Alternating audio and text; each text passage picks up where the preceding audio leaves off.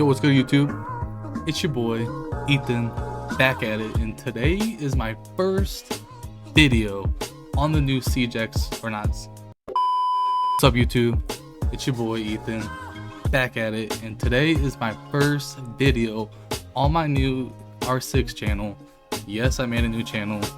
I have a live channel, but I want to keep that to like reacting and doing all that stuff that's not Siege related, because I know Siege is my game and the game I play the most. So I decided to make a dedicated channel on bringing news, sensitivity, compilations, everything about Siege on this channel, and keep it only to this one. So I have two separates, one for my live channel, one for Siege. So I hope you go check that out. I'll put the link in the description down below.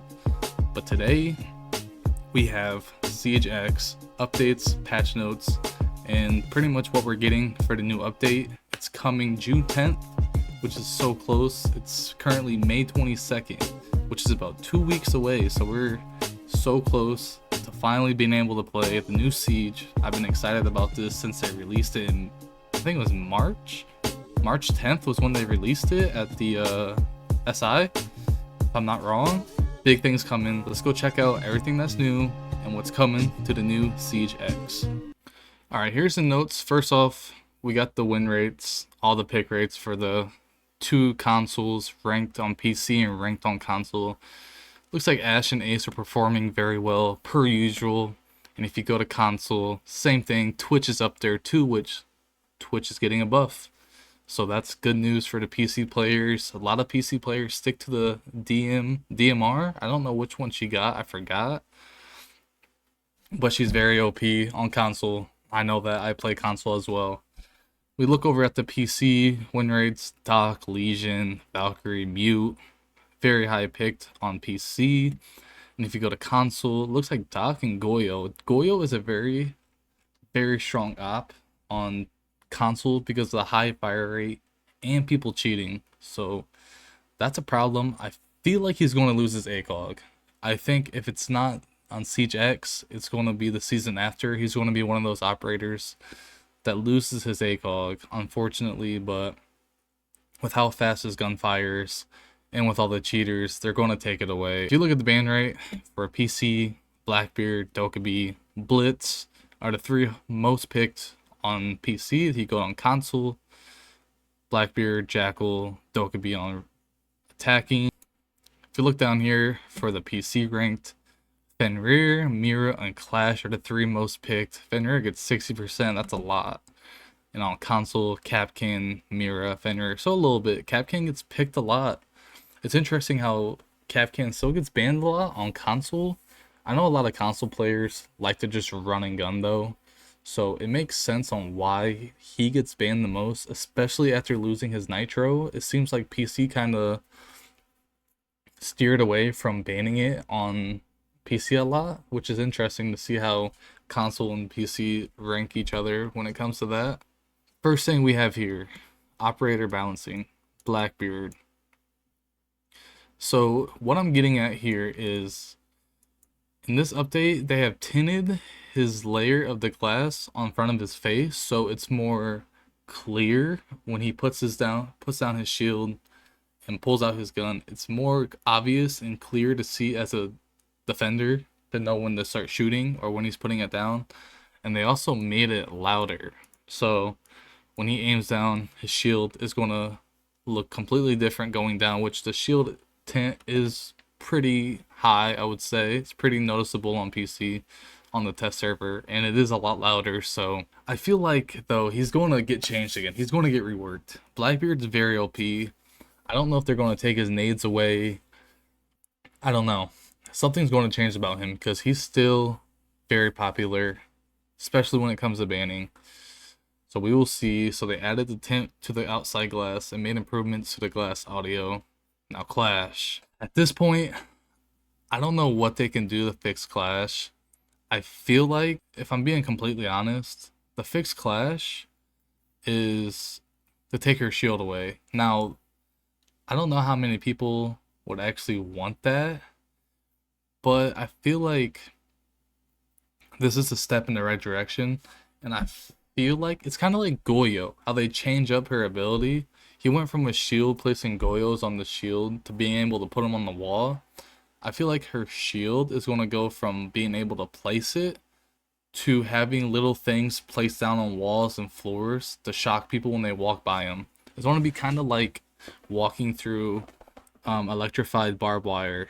I feel like eventually her shield's going to get taken. She's going to get a gun, and she's not going to have a shield anymore, which is kind of unfair because attacking has 4 shields if you count. So I don't know. So enhanced movement. We're giving her more freedom of movement with her shield. She won't require any special sight setup to move around while being protected. The shield will dynamically adapt to her needs, making her more versatile and agile. So she can sprint with her shield now. Now, the plus side of this is when she puts it down, it can get destroyed like that, and she has no shield the rest of the round. So attackers will be focused on her, especially if she puts it down, because it can be destroyed easily. But she can also peek off the glass because you can see right through the glass. They didn't change anything about the shield, so you can quick peek left and right, go around, hide behind it, and it's kind of annoying to defenders. It's kind of like a Mira, so but you can also see her through it. It's not like Mira. Shield as a gadget. Clash will be able to anchor her shield on the ground, allowing her to play around it without needing to rely on allies. This change provides her with more independence and flexibility in positioning. She can still use the taser against enemies facing the deployed shield. Now she can slow down enemies on one side and manage other angle or capitalizing on the effect by herself. This adds a strategic layer, enabling her to control multiple areas simultaneously and offer support to her team without having to be in the front line. Now yes, she can do this all by herself. Now, is it going to make it easier and harder to kill her? If you keep a distance, especially if you have nades, if you see her place it down, you can just chuck a nade right away. And it'll make her back up. She's forced to back up and pick it up, or forced to leave it and run away. I think it's going to be easier for attackers to kill her now than what it is before. You just can't walk in front, which I don't know the distance that it takes to get shocked by her thing. But I think it's quite far if I remember from the test server, which, by the way, I will be making a video on the test server and breaking down, looking at new things in game for you guys. So that'll be my next video coming very soon, probably on Saturday or Sunday. So look out for that. Fairness. The taser will no longer deal damage, ensuring the Clash cannot kill an enemy while being fully protected by the shield. This is a plus. It just slows them down. Very good. This aligns her more closely with the other ballistic shields, maintaining the principle that you cannot be lethal if you cannot receive lethal damage. Which, this is a plus. If you were able to still get damaged by her while this thing is down and shocking you would be stupid. So I'm glad they made that adjustment. We will see how people use her when the season comes out. But I think the attackers have the advantage against her as long as she places it down. Base stats, movement, can sprint, crouch, vault, and dash through barricades, but the shield will collapse automatically while performing these actions. Free look is available when having the shield equipped, so that's interesting. You can sprint and crouch, yep, you can do all that things, but as soon as you dash through a barricade, the shield's gone. So that's something to keep in mind while playing her if you do play her. So more about the shield. Deploy the CCE shield MK2 can be deployed, can be picked up again. Vulnerabilities when deployed, the shield can be destroyed with explosives. Anyone can bash through the shield to destroy it, which Sledge got an update, so look out for that. We'll talk about that here soon. The taser battery can be destroyed by a clutch drone. The shield will stay intact, but the taser cannot be used anymore. Interesting. So if you bring Brava, you can hack this thing and you can destroy the taser. So now it's just a shield. Interesting. That's very good. Activation can be toggled on and off using the switch ability button. When the shield is not equipped, Clash will use a remote controller to do so. Yep. Doesn't deal damage, plus slow down. The intensity depends on the movement direction. Stronger towards Clash. So it looks like if you run away, your movement will be quicker than running straight at her. Battery increase of 10 seconds from 5. and wider area of effect change from a box to a cone. So instead of it going straight out like this, it's kind of going outwards. So that's interesting. And they removed her deployable shield, which is valid. Next up is Sledge. Sledge got a buff. So Sledge can use his hammer to knock back shields and put them on the ground like an orc's dash, or when a shield melees a person, they'll go straight back on their back. This is a plus. He will become a real menace for Clash, as he can use the impact EMP grenades to shut down her taser, allowing him to close the gap faster. So they are giving Sledge EMP grenades impacts, which is a fucking plus. I think that's a W, honestly, especially having this ability. Being able to do this against Clash will make it so much easier, and I think Sledge, you will see his pick rate go up a little bit. Now, are they taking his nades away? Is the real question. Hopefully they take away his claymores, but they won't do that with EMPs and grenades. I can see his nades going bye-bye. I haven't actually looked when I played the server, so I'm gonna have to check that out next time I play. So next we have Jackal. So Jackal got an extreme nerf. His pings went from 3, so he has more pings. But when you ping somebody's footprints, it pings one time and the footprints all go away for the cooldown. So it'll only ping once and that's it. It won't ping 3 times like it normally does, but he gets more. And footprints, the coldest, which is blue, duration increases from 120 seconds to 90. So a minute. So it goes from 2 minutes to a minute and a half, which is a big nerf. So Jackal might not be banned as much as what you think anymore. He's getting a giant nerf here. Jaeger has got a buff. Now, Ubisoft, if you're listening, please give Jaeger his ACOG back. Please take away Goyo's and give Jaeger's his back. Please, I'm begging you. I will do anything. Anything. I want it back. He'll be so good again. I'm just begging to get his ACOG back because I would love that. But here we go. His ADSs now destroy Capital's bolts and Gridlock's track stingers. This is a huge buff for him because not only can they be destroyed when trying to smoke or flame an enemy out of somewhere in sight, but Gridlocks are going to go bye-bye as soon as he throws them. This is a big buff. So this will be better for, like, for an example, defending Chalet Basement. You know how they use Capital to shoot flames under the drone hole to get the bandit away from tricking? Now ADSs can protect him from that as well. Huge buff. Thunderbird, despite the recent enhancements to the Kona stations, the potential risk of enemies exploiting them outweighs the benefits they provide, limiting their viable placements in situations where they should be most helpful. Therefore, the Kona station will no longer target enemies, and it only heals allies. Which I thought they said, correct me if I'm wrong down below, I thought they said that her Konas were going to damage people if they went beside them. And it does work in game. I have tested. It does not heal enemies anymore. So that's a plus. Brava got an update. 2. Due to the changes to Thunderbird, the Clutch drone will no longer overheat a Kona station. Instead, its alliance will shift to target attackers rather than defenders, making it a valuable asset to the team. So instead of making it overheat, it will give the attackers the ability to be healed instead of defenders. So that's a plus. Ella got a huge nerf. Now, I don't know what led to this, to be honest. I don't know if it's because pro play, Ella getting used more in pro play. Her concussion range is reduced from 7 meters to 4. That is a big difference. So it's going to be harder for defenders to hide the Grisma and put them in more open spots that will be prone to getting shot and destroyed easier than what it has before. Ella is currently placing them according to the detection area, which seems sufficient to fulfill her playstyle. Doing it the other way around would be detrimental for her, as the Scorpion Evo A1 and the FO12 are both more effective in short range engagement.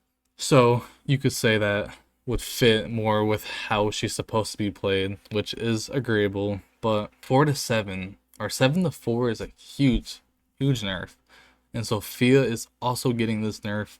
Her concussion detection range is reduced from 5 to 4, and her concussion range is from 7 to 4.5. Interesting. So she got 1 meter less on a detection range, and concussion range is basically going to hit that one person, and probably it might not hit multiple, which could be good for defenders, but that could also be bad for attackers because they won't know that. So that's a big switch. Electricity got updated in the new CJX, so it does not damage operators anymore. So when you walk by it or an attacker walks by it, it won't damage anybody. Slowdown to operators added to electricity effect. Ooh, so if you walk into it, you get slowed down. So that's what they're switching. They're switching from, instead of getting hurt by it, you will get slowed down by it, which, I'd rather have that than having 1 health and accidentally hitting a wall. Let me know down below if you ever done that. 1 health, walking into a electrified wall in accident and dying. That might be the most embarrassing death ever. And it's now neutral and affects equally every team. So operators affected, Bandit, and Cade. So I'm pretty sure it's back to normally how Siege used to be, where every lethal, every ability hits the electrified wall. It destroys it no matter what. So that's a plus. That is a plus. Another huge update. Now this could be controversial because this could potentially make shields stronger. And what I mean by that is they're reducing the damage to limbs. So all these limbs damages are going down. All the values are down from 75. So before, if you shot somebody in the limb, you were doing 75% damage of what your gun normally does, right? Now, for example, small calibers like pistols, some machine guns, small caliber assault rifles, it's only 50%. So say that your AR does 48 damage, or for example, Ash, she does like 32. She's going to be down to about 50 to 60%, which is about what, 16 damage.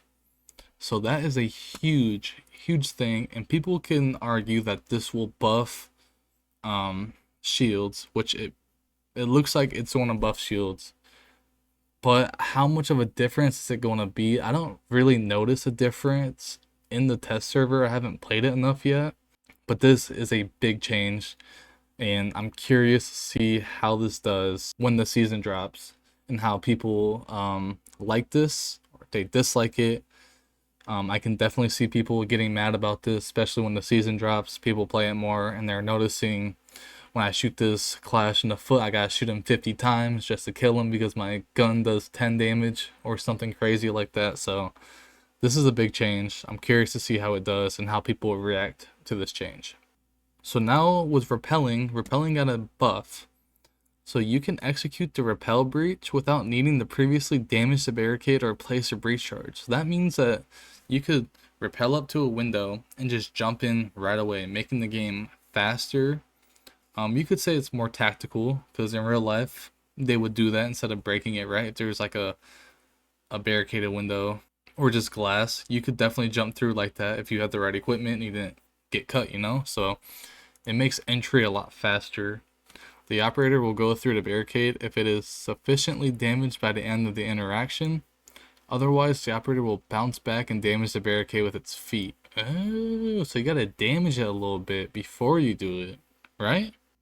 Let's see here. We are removing the requirement of having a breach charge deployed on the window to execute a repel breach, allowing operators to use different tools like a sledgehammer, shotguns, other explosives to destroy barricades while repelling. It provides more tactical options and adaptability in high pressure situations. So I'm not sure because it says that you can do it without previously damaging the barricade. But right here it says the operator will go through the barricade if it is sufficiently damaged by the end of the interaction. Otherwise, the operator will bounce back and damage the barricade with its feet. So that's interesting. We'll have to see how that... Now, I will test all this too. I will go into the test server and test all this in a custom game or in a online game, so I will have gameplay of all these things coming soon. Ballistic shield. Shielded operators will need to plan their paths more carefully as they no longer be able to aim down sights while vaulting over objects, windows, and barricades. This is a plus. Removing the ability to do all this will be so much better for defenders, especially because this is more like attacker sided. So removing this will allow defenders to get better shots on them without the shield getting shots on them. So that's a nerf to the shield buff for the defenders. Vaulted aiming down sight is cancelled during the interaction. Nice. Operators affected Blitz, Blackbeard, Fuse, and Montang. So yeah, this is all operators. Yeah, this is all attacker based. And then we have the rank distribution on PC and console. So you can see like looks like there's just a little more I don't know, it's very different. Looks like more people hit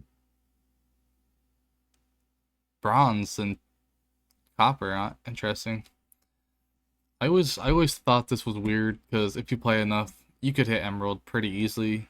But again, who knows? I'm just wrong apparently. So that's going to be the video. I hope you enjoyed. Tomorrow or the next day, this video will probably go up Friday the 23rd. So look out for my Siege X video. That's going to be the video. I hope you enjoyed.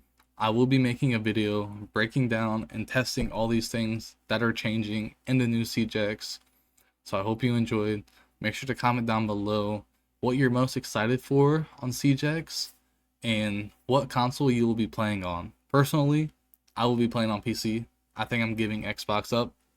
I want to stick to PC now, so I will be on PC. Hope you guys enjoyed. I will see you guys in the next one. Peace.